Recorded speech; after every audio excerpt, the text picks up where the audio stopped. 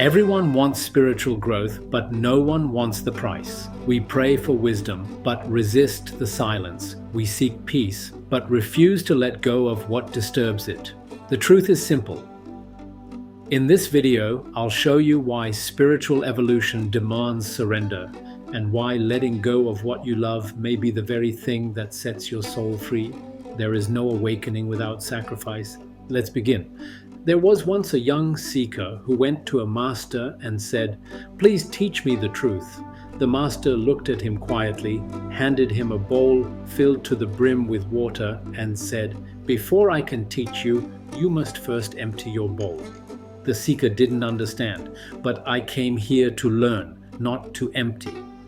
The master replied, "You came full of your own ideas, opinions, beliefs, comforts. Until you're willing to sacrifice those, there's no room for truth to enter." That's the first reason sacrifice is necessary. You must let go of the lesser to receive the greater. Think about it. If you want to be physically fit, you must sacrifice junk food and laziness. If you want to succeed in business, you must sacrifice short-term pleasure for long-term discipline. If you want a deep relationship, you must sacrifice selfishness and distraction. So why do we think spiritual growth is any different? If anything, it demands more, because spiritual growth is not just a change in behavior, it is a change in being, a change in how you see yourself, others, and the entire world. And that requires letting go of everything that holds you back from that vision. Let's now look at the spiritual aspect. In the Bhagavad Gita, Lord Krishna tells Arjuna, "He who has conquered himself, who is content, who is free from dualities, such a person is fit for union with the divine." How do you conquer yourself? Through sacrifice. You sacrifice pride to develop humility. You sacrifice distraction to develop focus. You sacrifice ego to feel grace. And none of this happens instantly. Sacrifice is a slow fire. It takes time, but it's that very fire that refines the soul. Modern science also supports this. Neuroscience shows that when we resist old habits and delay gratification, we activate and strengthen the prefrontal cortex, the center of self-control, long-term vision, and spiritual awareness. That means every small sacrifice rewires your brain for discipline, compassion, and inner power. So the brain literally evolves through sacrifice. But let me go deeper. True spiritual growth doesn't just involve giving up things you know are wrong. It also involves letting go of things you once thought were right. If your path has been painful or confusing lately, it might not be punishment, it might be preparation. In just a moment, I'll reveal what sacred texts say about sacrifice and why giving something up might be the moment God draws closer to you. So stay until the end, because the final truth I'll share may shift the way you see your entire journey. There was a phase in my life where I thought I was growing spiritually. I was meditating, reading scriptures, even helping others. But I still clung to certain comforts, certain people, certain indulgences, certain patterns of thinking. I told myself, this one thing isn't that bad. I deserve to keep it. But deep down I knew that attachment was slowing me down. The moment I finally let go, not only did my mind become clearer, but I also felt lighter. It was as if a spiritual weight had been lifted. And that's when I understood. Sacrifice doesn't take anything from you. It frees you from the things already taking from your peace. Let me say that again. Sacrifice doesn't take from you. It liberates you. You're not losing something. You're making space for something greater. When you give up toxic thoughts, you make space for higher insight. When you give up unnecessary speech, you make space for deeper silence. When you give up control, you make space for divine guidance. So now let me give you 10 powerful reasons why sacrifice is the gateway to spiritual growth and how you can apply this truth to your life. Sacrifice breaks the ego. The ego thrives on having things its way. When you sacrifice comfort or preference, it shakes the ego's control and humbles you. How to apply? Every day, do one thing that inconveniences your ego, like waking up early, doing a chore joyfully, or letting someone else be right. Sacrifice builds discipline. Spiritual growth isn't a mood, it's a discipline, and sacrifice is how you build that muscle. How to apply? Practice voluntary discomfort. Fast occasionally. Take cold showers. Avoid impulse buying. Train your mind to choose long-term over short-term. Sacrifice clears karmic baggage. Every act of self-denial done with sincerity purifies karma. It lightens your inner load. How to apply? Reflect on areas where indulgence has caused harm.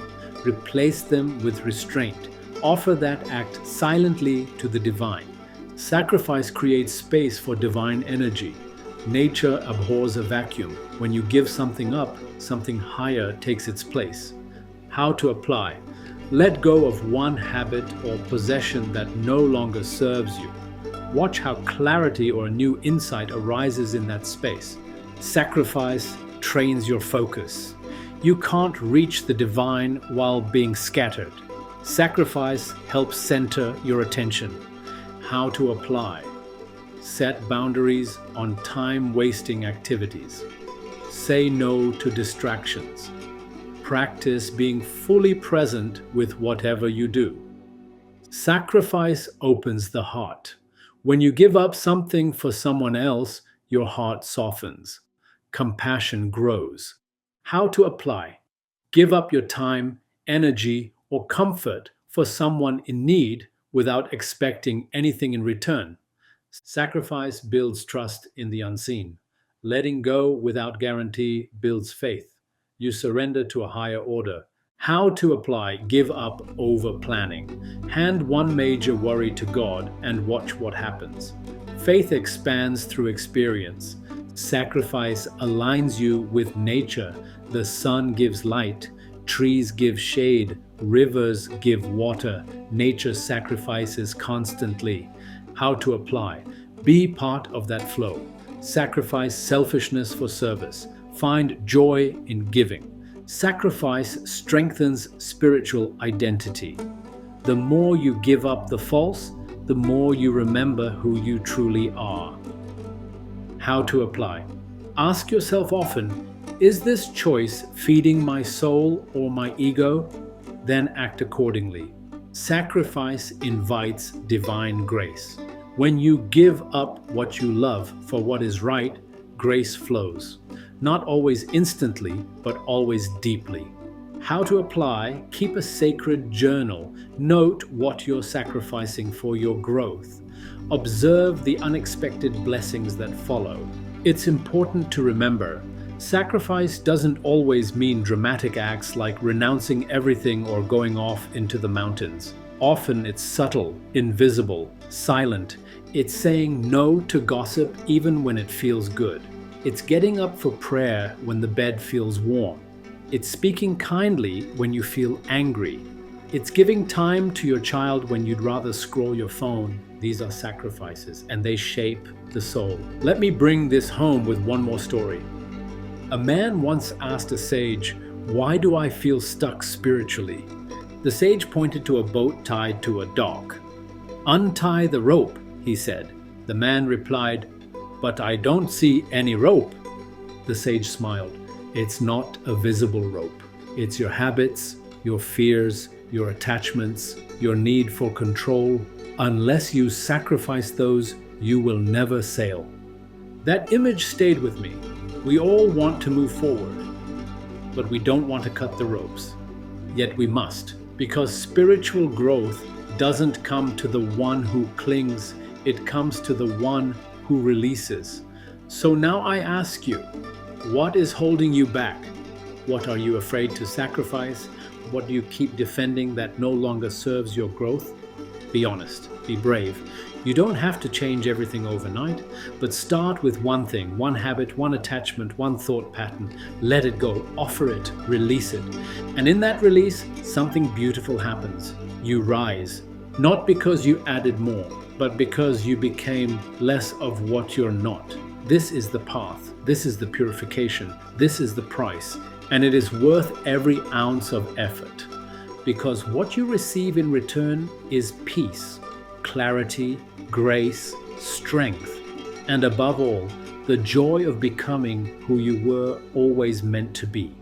Spiritual growth requires sacrifice, not because the divine is cruel, but because your soul is sacred. This is Amit Kainth, and I'll see you in the next episode.